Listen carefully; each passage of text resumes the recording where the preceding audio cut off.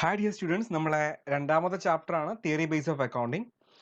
അപ്പോൾ നമ്മൾ ഫസ്റ്റ് ചാപ്റ്ററിൽ പഠിച്ച കാര്യങ്ങൾ എന്ന് പറയുന്നത് അതിനകത്ത് അക്കൗണ്ടിങ് എന്താണെന്ന് പഠിച്ചു, അക്കൗണ്ടിങ്ങിന്റെ ഫീച്ചേഴ്സ് പഠിച്ചു, അക്കൗണ്ടിങ്ങിന്റെ ഒബ്ജക്റ്റീവ്സ് പഠിച്ചു, പിന്നെ ടേംസ് പഠിച്ചു, പിന്നെ അഡ്വാൻറ്റേജസ് ഓഫ് അക്കൗണ്ടിങ് പഠിച്ചു, ഡിസഡ്വാൻറ്റേജസ് ഓഫ് അക്കൗണ്ടിങ് പഠിച്ചു. നമ്മുടെ രണ്ടാമത്തെ ചാപ്റ്റർ ആണ് theory base of accounting.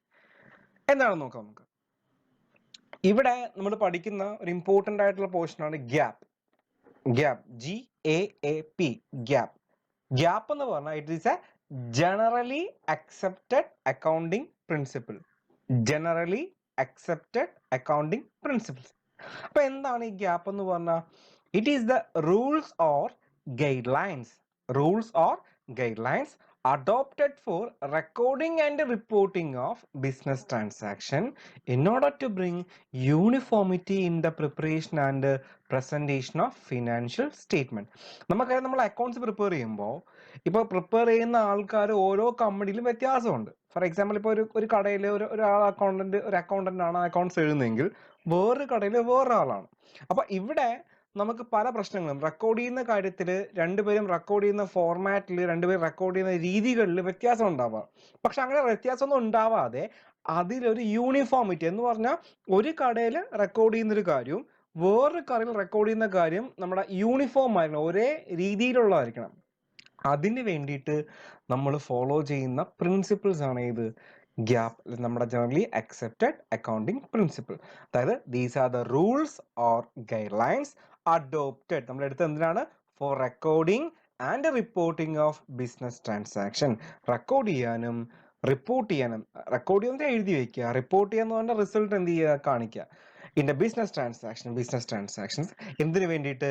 In order to bring uniformity in the preparation and presentation of financial statement. നമ്മുടെ ബുക്സ് ഓഫ് അക്കൗണ്ടിൽ എന്തുണ്ടാക്കണം? യൂണിഫോമിറ്റി ഉണ്ടാക്കണം, എല്ലാം ഒരേപോലെ ആയിരിക്കണം. നമ്മൾ പറഞ്ഞു കമ്പാരബിലിറ്റി പറഞ്ഞു. കമ്പാരബിലിറ്റി എന്താണ്?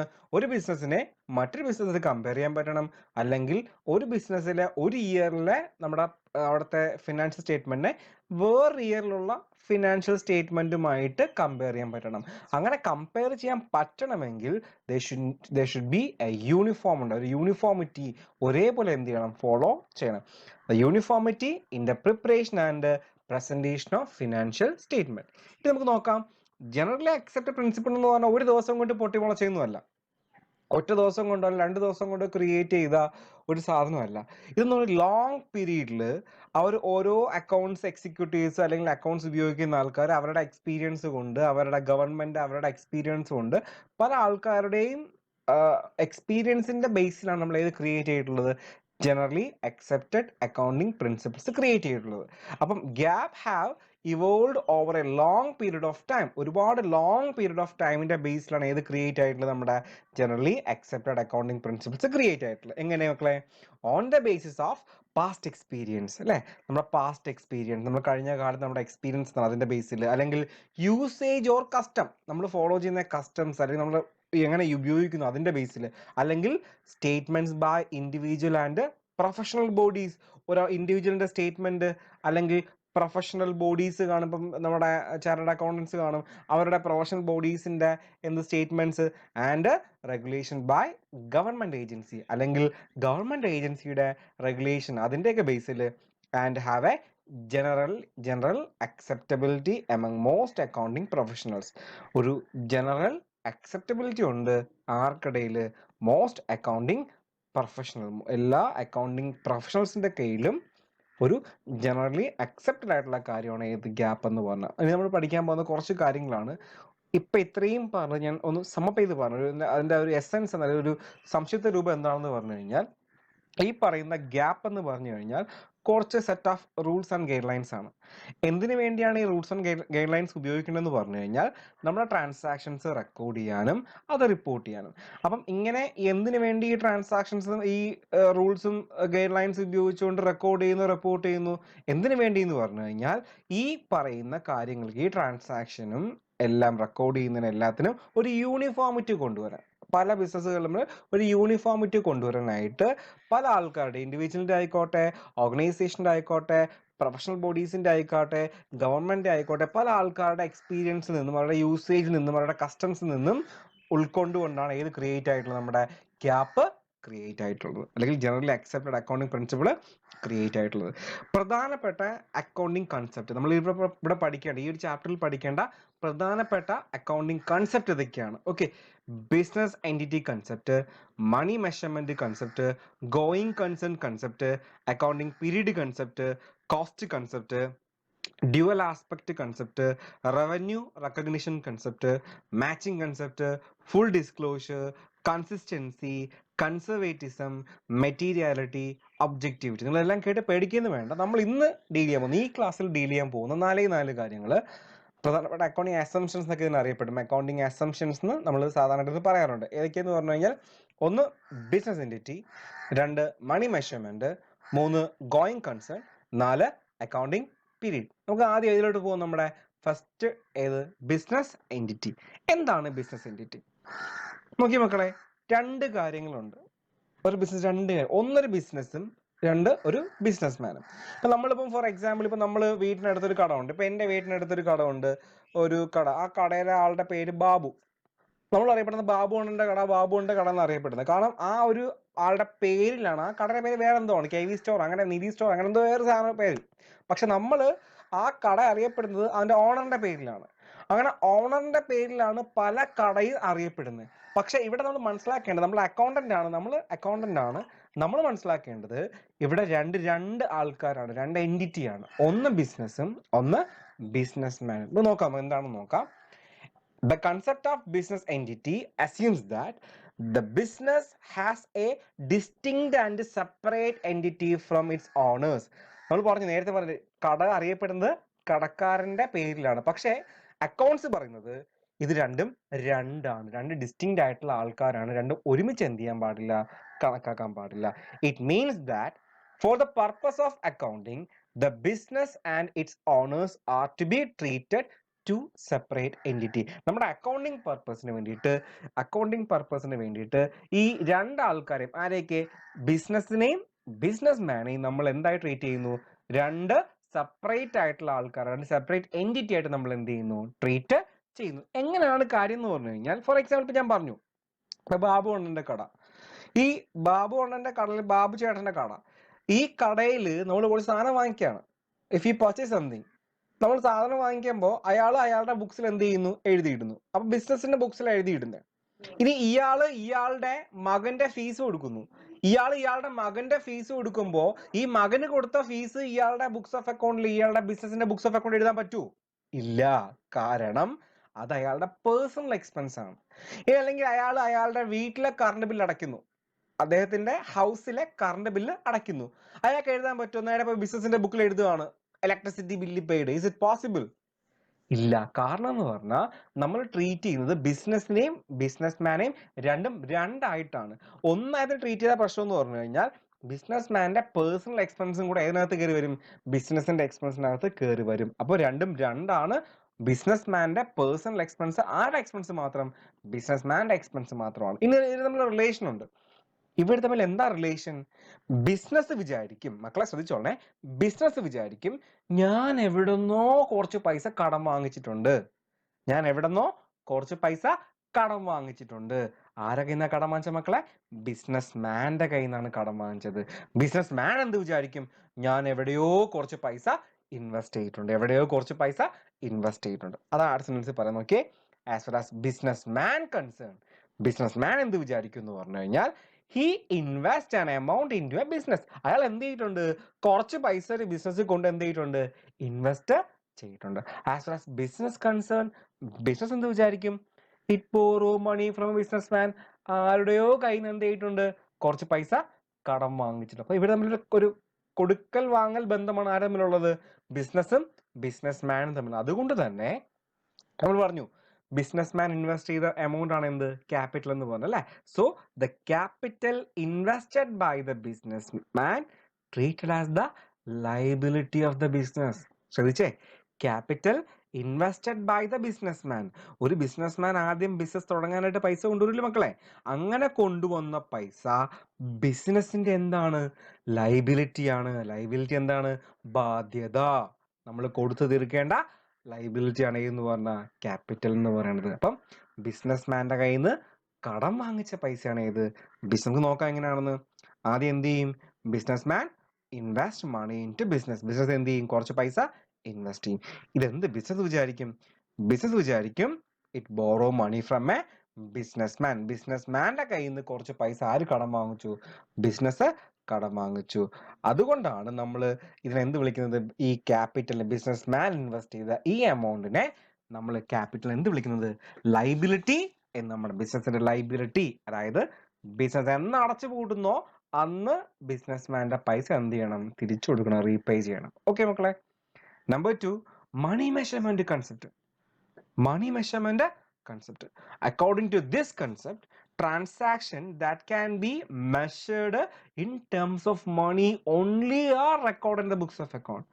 നമ്മുടെ ബുക്സ് ഓഫ് അക്കൗണ്ടിൽ മക്കളെ ശ്രദ്ധിച്ചേ, നമ്മുടെ ബുക്സ് ഓഫ് അക്കൗണ്ടിൽ നമുക്ക് ഏത് മാത്രം റെക്കോർഡ് ചെയ്യാൻ പറ്റൂ? മണി ടേംസിലുള്ള. എങ്ങനെ മക്കളെ? മണി ടേംസിലുള്ള കാര്യങ്ങൾ മാത്രമേ റെക്കോർഡ് ചെയ്യാൻ പറ്റൂ. അതെങ്ങനെ റെക്കോർഡ് ചെയ്യാൻ പറഞ്ഞുതരാം, സാർ പറഞ്ഞുതരാം. ഇഫ് ഈ പർച്ചേസ് എ 1 കാർ, ഞാൻ എന്ത് ചെയ്യുന്നു? ഒരു കാർ പർച്ചേസ് ചെയ്യുന്നു അല്ലെ? ഒരു കാർ പർച്ചേസ് ചെയ്യുന്നു. അങ്ങനെ എന്റെ ബുക്സ് ഓഫ് അക്കൗണ്ട് എഴുതി വെക്കാൻ പറ്റുമോ? 1 car. If you purchase 1 car, is it possible to write in books of account? Books of account എഴുതി വെക്കുകയാണ്, ഒരു കാർ ഞാൻ വാങ്ങിച്ചു, എഴുതി വെക്കാൻ പറ്റുമോ? No, it is not possible. If you purchase a car for rupees 2 lakh, നമുക്ക് എങ്ങനെ പറയാൻ വേണമെങ്കിൽ purchase a car for rupees 2 lakh, ഒരു 2 lakhന് ഒരു കാർ വാങ്ങിച്ചു. അപ്പോൾ അവിടെ കാർ 2 lakh, ആ 2 lakhനാണ് ഇമ്പോർട്ടന്റ്, 1-നല്ല important. So it is the right thing. നമുക്ക് ആ transaction books of account record ചെയ്യണമെങ്കിൽ എന്തിൽ മാത്രമേ പറ്റുള്ളൂ? മണി ടേംസിൽ മാത്രമേ പറ്റുള്ളൂ. ഞാൻ വേറൊരു എക്സാമ്പിൾ, കാറിന്റെ എക്സാമ്പിൾ വേണ്ട, വേറൊരു എക്സാമ്പിൾ. ഇപ്പൊ ഞാനിപ്പോ റബ്ബർ, ഒരു ടയർ മാനുഫാക്ചറിങ് കമ്പനിയാണ്. എൻ്റെ ഒരു ടയർ മാനുഫാക്ചറിങ് കമ്പനി, അസ്യൂം ചെയ്യുക ഒരു ടയർ മാനുഫാക്ചറിങ് കമ്പനിയാണ്. എൻ്റെ റോ മെറ്റീരിയൽ എന്ന് പറഞ്ഞ റബ്ബറാണ്.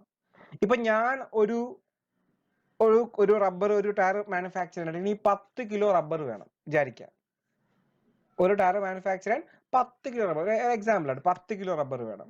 ഈ 10 കിലോ റബ്ബറിന് എനിക്കൊരു 1000 രൂപ ചിലവാകും. 10 കിലോ റബ്ബറിന് ഒരു 1000 രൂപ ചിലവാകും. അപ്പോൾ ഞാൻ ഈ റോ മെറ്റീരിയൽ വാങ്ങിക്കുമ്പോൾ 10 കിലോ റബ്ബർ വാങ്ങിച്ചെന്ന് എഴുതോ അതോ 1000 രൂപയുടെ റബ്ബർ വാങ്ങിച്ചെന്ന് എഴുതോ? എന്താ മക്കളെ? 10 കിലോ റബ്ബർ വാങ്ങിച്ചെന്ന് എഴുതോ അതോ 1000 രൂപയുടെ റബ്ബർ വാങ്ങിച്ചത്? നമുക്ക് എങ്ങനെ പറ്റുള്ളൂ? 1000 രൂപയുടെ റബ്ബർ വാങ്ങിച്ചെന്ന് എഴുതാൻ പറ്റൂ. കാരണം it is a money measurement concept. എല്ലാ transaction, each and every transaction recorded in the books of account only in terms of money. മണിയുടെ ടേംസിൽ, മണിയിൽ മാത്രമേ ഏത് ട്രാൻസാക്ഷനും ബുക്സ് ഓഫ് അക്കൗണ്ടിൽ റെക്കോർഡ് ചെയ്യാൻ പറ്റൂ. അല്ലാതെ വേറൊരു മെഷർമെന്റ് നമുക്ക് എന്ത് ചെയ്യാൻ പറ്റില്ല? റെക്കോർഡ് ചെയ്യാൻ പറ്റില്ല. ഇവർ 2 കിലോ അരി വാങ്ങിച്ചു, 2 കിലോ റെക്കോർഡ് ചെയ്യാൻ പറ്റത്തില്ല.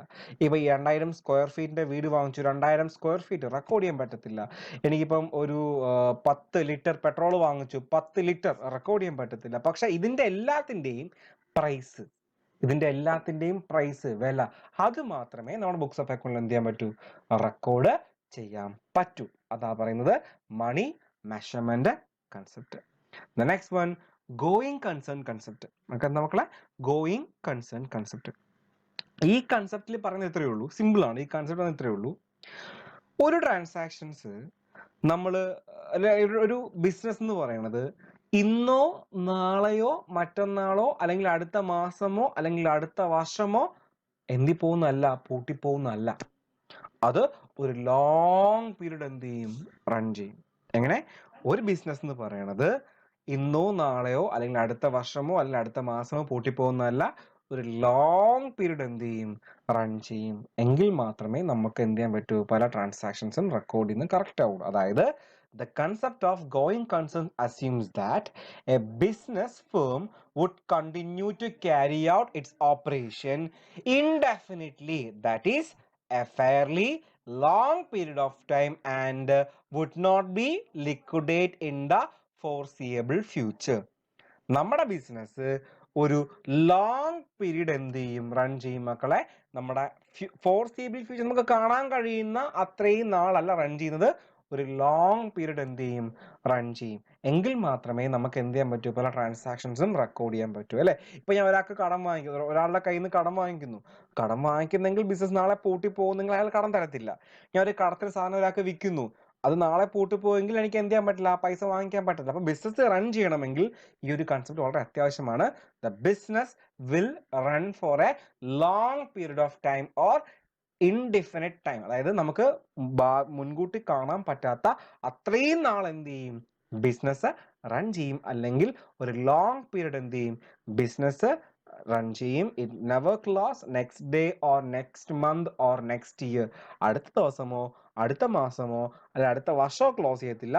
ഒരു ലോങ് പീരീഡ് എന്ത് ചെയ്യും, ബിസിനസ് റൺ ചെയ്യും. ആ ഒരു കൺസെപ്റ്റ് ആണ് ഇത് മക്കളെ ഗോയിങ് കൺസേൺ കൺസെപ്റ്റ്. അതായത് the business will run for a fairly long period of time or എന്താണ് ഒരു ഇൻഡെഫിനിറ്റ് പീരീഡ് ഓഫ് ടൈം. ഒരു ഇൻഡെഫിനിറ്റ് ആയിട്ടുള്ള, ഇൻഡെഫിനിറ്റ് എന്ന് പറഞ്ഞു കഴിഞ്ഞാൽ നമുക്ക് മുൻകൂട്ടി കാണാൻ കഴിയാത്ത അത്രയും നാൾ എന്ത് ചെയ്യും, ബിസിനസ് റൺ ചെയ്യും. Okay, the last one, accounting period concept.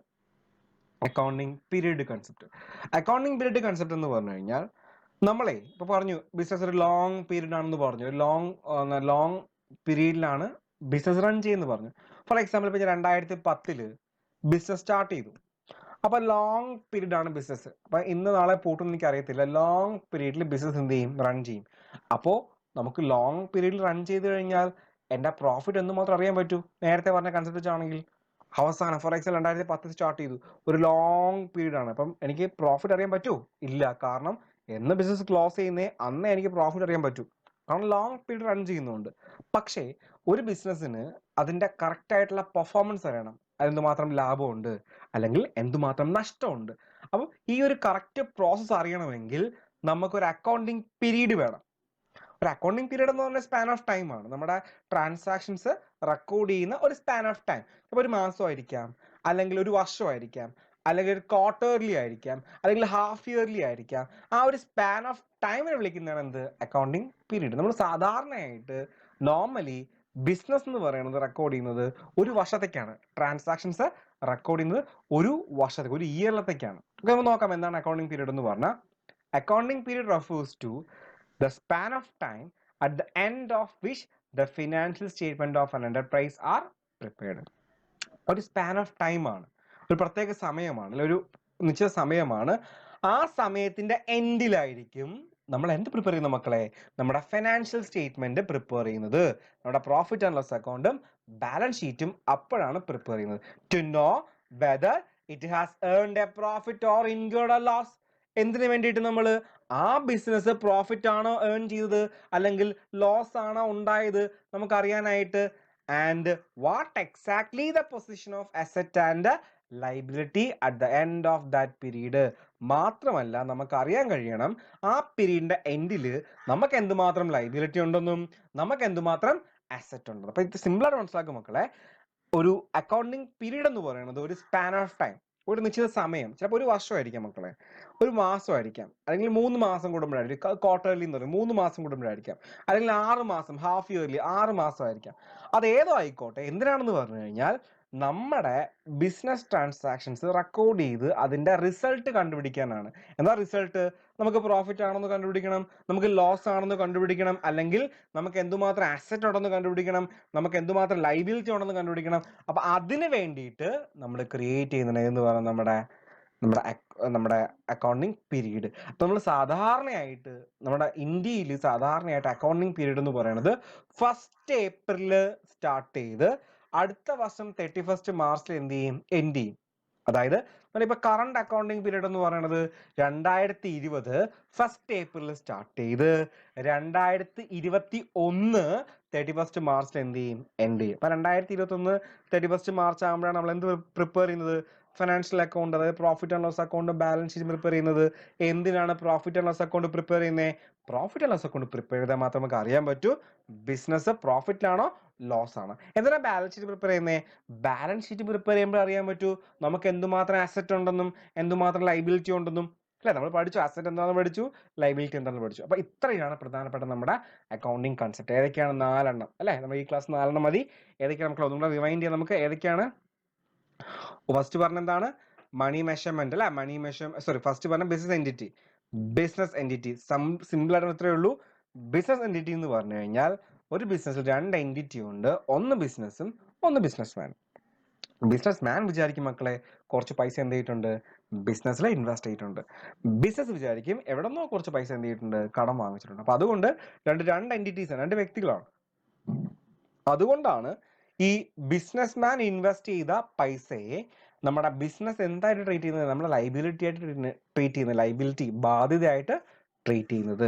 അതായത് ബിസിനസ് എന്ന് പൂട്ടുന്നോ അന്ന് എന്ത് ചെയ്യണം, ഈ എമൗണ്ട് തിരിച്ചു കൊടുക്കണം. നെക്സ്റ്റ് അടുത്ത തന്നെ മക്കളെ മണി മെഷർമെന്റ് കൺസെപ്റ്റ്. അതായത് എല്ലാ ട്രാൻസാക്ഷനും ബുക്സ് ഓഫ് അക്കൗണ്ടിൽ റെക്കോർഡ് ചെയ്യണമെങ്കിൽ ഏതിൽ മാത്രമേ പറ്റുള്ളൂ, മണി ടേംസിൽ മാത്രമേ പറ്റുള്ളൂ. അല്ലാതെ വേറൊരു ടേംസും, കിലോ ആയിക്കോട്ടെ, മീറ്റർ ആയിക്കോട്ടെ, അല്ലെങ്കിൽ സ്ക്വയർ ഫീറ്റ് ആയിക്കോട്ടെ, അതൊന്നും പറ്റത്തില്ല. നമുക്ക് ഏതിൽ മാത്രമേ പറ്റുള്ളൂ, മണിയിൽ മാത്രമേ പറ്റുള്ളൂ. The next one going concern. അതായത് ബിസിനസ് എന്ന് പറയുന്നത് ഇന്നോ നാളോ അടച്ചു പൂട്ടുന്നതല്ല. It will run for a long period of time or infinite period of time. നമുക്ക് ഭാവിയിൽ കാണാൻ കഴിയാത്ത അത്രയും നാൾ എന്ത് ചെയ്യും, ബിസിനസ് റൺ ചെയ്യും. ഇന്നോ നാളെയോ അല്ലെങ്കിൽ മറ്റന്നാളോ അടച്ചു പൂട്ടുന്ന ഒന്നല്ല. Next accounting period. അതായത് നമ്മുടെ അക്കൗണ്ട്സ് പ്രിപ്പയർ ചെയ്യുന്ന ഒരു സ്പാൻ ഓഫ് ടൈം ആണ് ഇത് അക്കൗണ്ടിങ് പീരീഡ് എന്ന് പറഞ്ഞാൽ. അതൊരു മാസമായിരിക്കാം, അല്ലെങ്കിൽ 3 മാസമായിരിക്കാം, അല്ലെങ്കിൽ ഒരു വർഷമായിരിക്കാം. ആ ഒരു പീരീഡിലായിരിക്കും നമ്മൾ ഫൈനാൻഷ്യൽ സ്റ്റേറ്റ്മെന്റ് പ്രിപ്പയർ ചെയ്തിട്ട് ബിസിനസ് പ്രോഫിറ്റ് ആണോ ലോസ് ആണോ എന്ന് കണ്ടുപിടിക്കുന്നതും. ആ ഒരു പീരീഡിന്റെ അവസാനമായിരിക്കും എന്തുമാത്രം അസറ്റ് ഉണ്ടെന്നും എന്തുമാത്രം ലൈബിലിറ്റി ഉണ്ടെന്നും നമ്മൾ എന്ത് ചെയ്യുന്നത്, കണ്ട് പിടിക്കുന്നത്. Okay, is called accounting period concept. ഇനി കുറച്ചുകൂടി പഠിക്കാൻ നമുക്ക് എന്ത് ചെയ്യാം, അതെല്ലാം അടുത്ത ക്ലാസ്സിൽ പഠിക്കാം. Okay, thank you.